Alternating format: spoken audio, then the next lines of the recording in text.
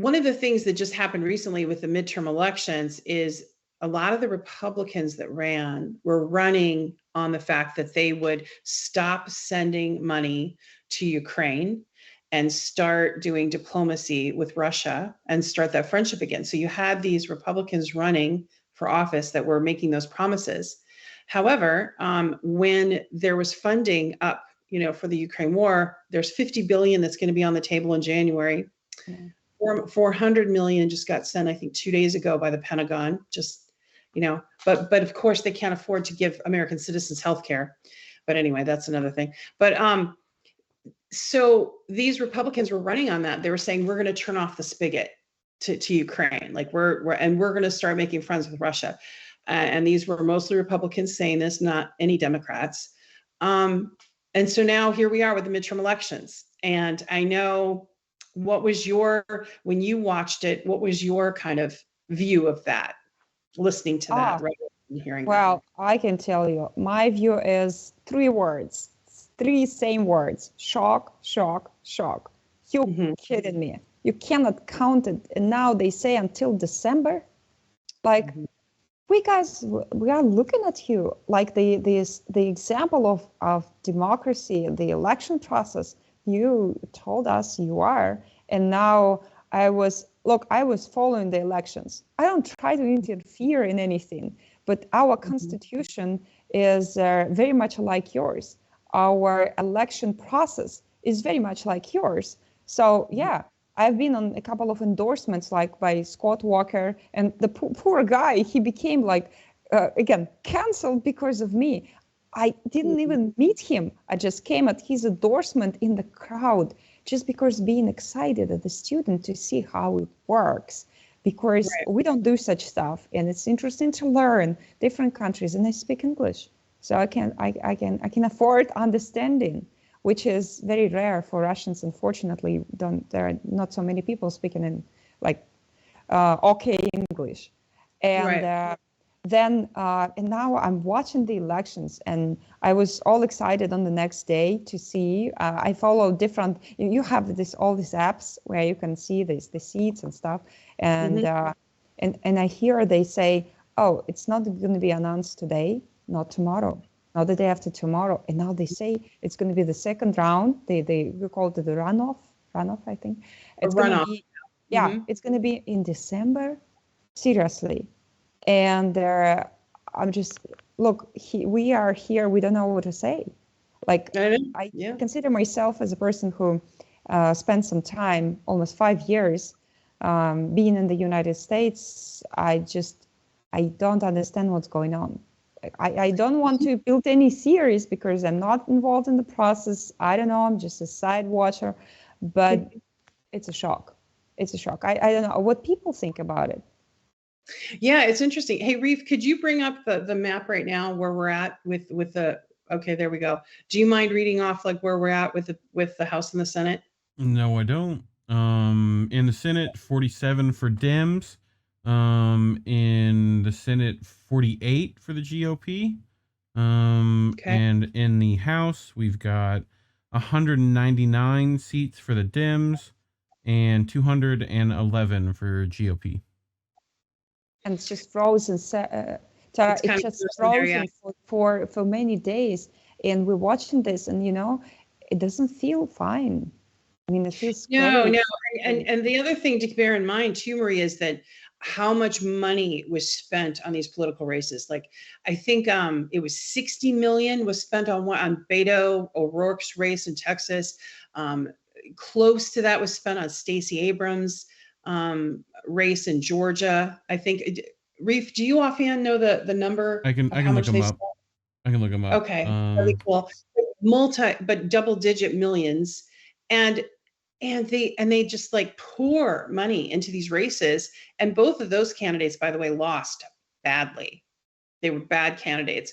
And it just makes you wonder, the politicians keep telling us they don't have money for our infrastructure, for education, for healthcare, to help people. And yet they're spending multi-millions, on this. And then of course on the war, the proxy war they're fighting against Russia via Ukraine. So, well, let me tell you this. If there are guys who are ready to talk and who want to build communication with Russia. Look, we're not enemies. I don't have horns.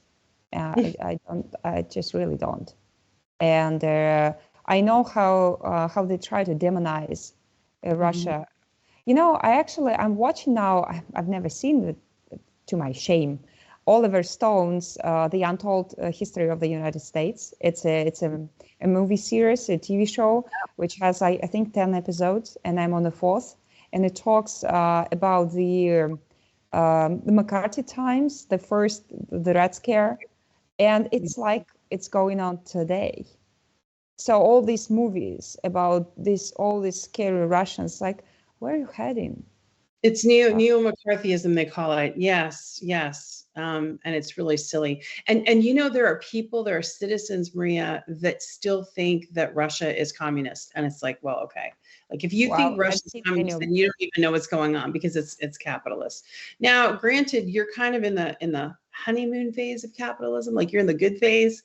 You're seeing the United States in the bad phase. Like it's a cycle, right? All political systems are a cycle. And right now we're on the downside of capitalism, and it's been taken down by greed, by a very few people. So, you know, like the media companies, right? Like all the censorship you're seeing, 22 companies own media, well, all the Western media. That's not very many. So it's lacking to read some good. Well, there are some good analytics there, but it's so much politicized.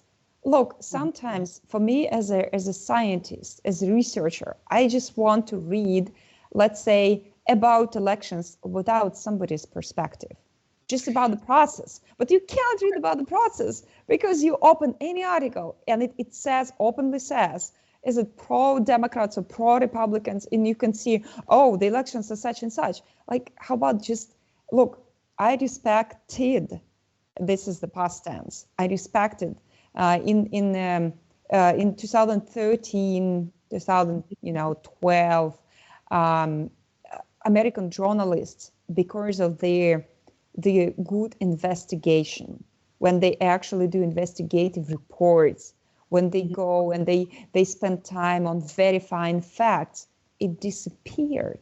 You cannot find it anymore.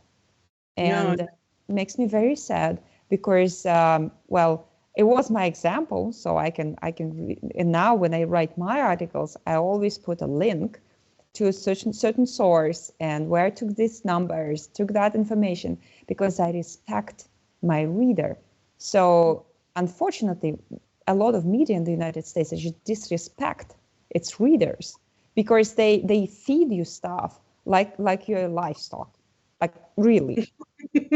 Right. You're gonna chew it no matter what because you're hungry for information and because the information flood, it's so big.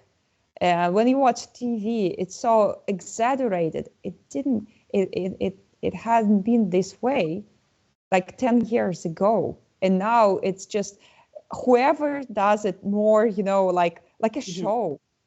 Right. You guys smart. It's not just about the show. It's about good analytics. And when you watch it, it's like the whole elections. It's like a circus. Well, you know the saying. They want Americans just smart enough to run the machines, and that's it. So sometimes machines don't work. We saw that too. The machines don't work. But like what I've found really stunning about this is, a lot of taxes are paid, and part of those taxes are supposed to be for fair and accurate elections. Most places in the world, like look at Brazil, like you knew who was president, you knew what was going on the next day. Like, how hard is it? And then Russia does it next day. Yeah. Like we know mathematics, and you guys too, by the way. There were a couple of interesting races that I was following. Especially, of course, I mean, everybody's watching Florida, of course, and the governor race. All right. The second term of DeSantis, and we were watching that too. Very interesting because the guy is strong. And again, I don't put here any politics. I know his position on Russia, at least what he has been vocal about, but I don't want to put politics here. I just want to talk as a citizen, as a scientist. He's a strong guy, and he takes an interesting stand on this traditional conservatism, which I haven't seen for many years. And am I right? He's a Latino, right? Yeah, I believe so. Yeah. Yeah, he looks like, and it looks like he takes the Latinos the votes because of the immigration policy. You guys have a lot of people coming across the board, and they're going to get the citizenship over time, and they're going to change the map, and you're going to change the population balance. And I do believe that the Democrats are extremely wrong if they think that the Latinos who are naturalized in the United States are going to vote for them. They will not. Well, yeah, and they you know will what's vote against immigration policies because it increases the it gets more competitive to the work field, and they're going to vote Republican. And when you try to manipulate with the population like that, that's what I see. Like it's just my view as an outsider. It's going to change the map, but not in the Dems' favor. I think you know that's very astute. I think that's very interesting. Because already, yeah, the population tends to vote more conservative in that way. But what's interesting too is how like the Democrats used to be considered the ones that were part of the peace movement, and now they're the warmongers. Right. And then the Republicans are the ones that are calling for peace, right? Like they don't want the money to keep going to this proxy war; they want it to stop. Oh, Tara, one more question that might be interesting because you and me are ladies. I looked at the turnout, and it seems to be each year you have more women coming and voting. And I haven't seen the final numbers on the turnout of the female and the leadership, and it looks like we are coming to power. And but they expected, again, I don't know. I can only look. I read a lot of American stuff and news and stuff. But again, I'm not in the process, so I can't judge. So I'm outsider here.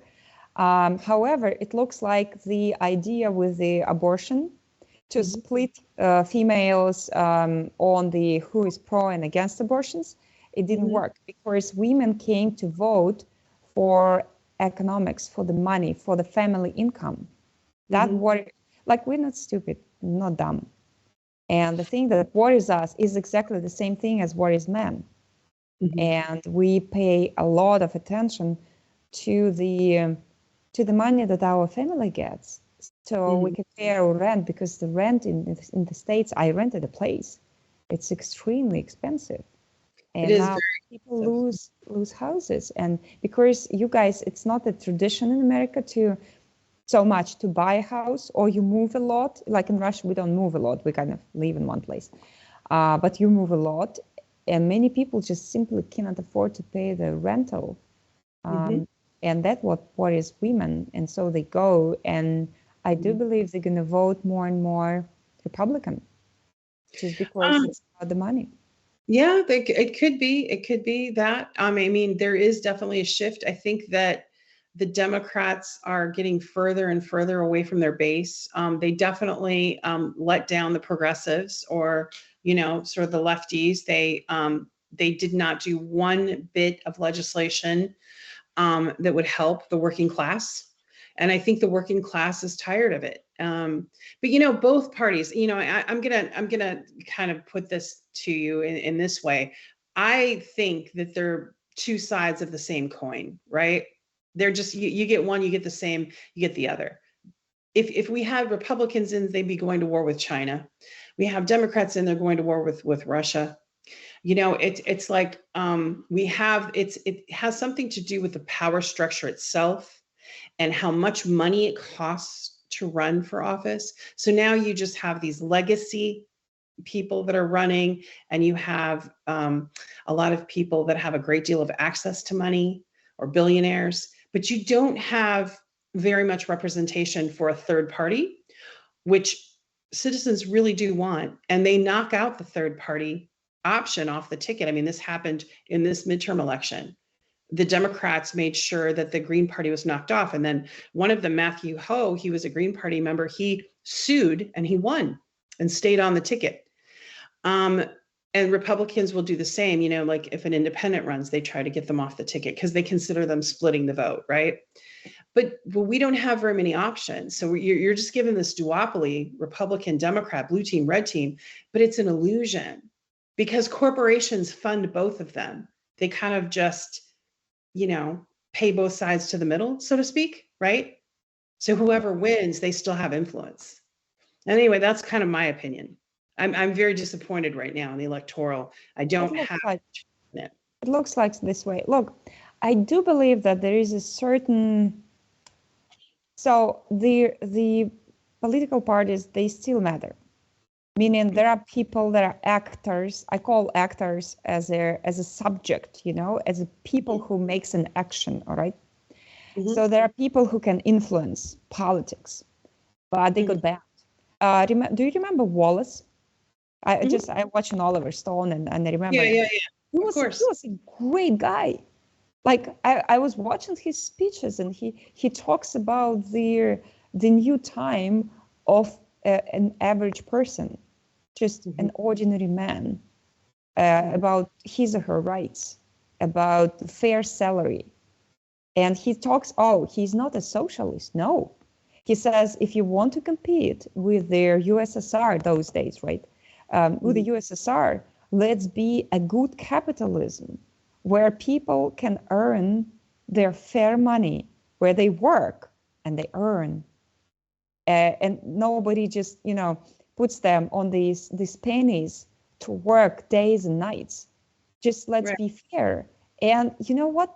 He was so successful. He was around Roosevelt. And at some point,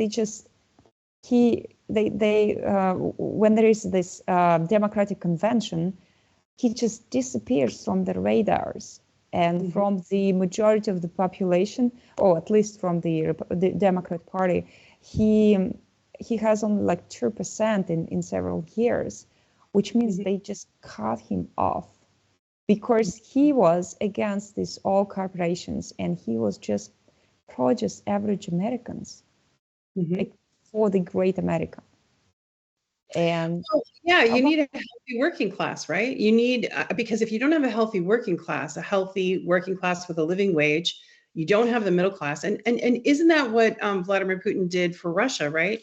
When after the Soviet Union collapsed, and then you had countries, America included, in there kind of stealing from the coffers, kind of taking advantage. He built up a middle class. He built up a working class. We have our issues. We are on the way, I'd say. And, you know, it's so much because I consider myself still a young person. Yesterday I turned 34. So I'm probably already old. Okay. Oh, happy birthday. I'm so sorry. That's why it's mess in my office, because I live like a floral orangery, you know, like in a flowers house. And there are so many flowers here because I get, you know, smells like beautiful, but not that much because you have so many. But it's very nice when people come and congratulate. Well, happy birthday. Happy birthday to you. Thank you so everyone, much. Audience members, go in there on the chat and wish Maria a happy birthday. Thank you, guys. That's wonderful. That's close to my daughter's. My daughter's is November 9th. So. Oh, really? No kidding. November 9th. Well, I have something related to my birthday in the United States, which is I'm fond of these memories until today.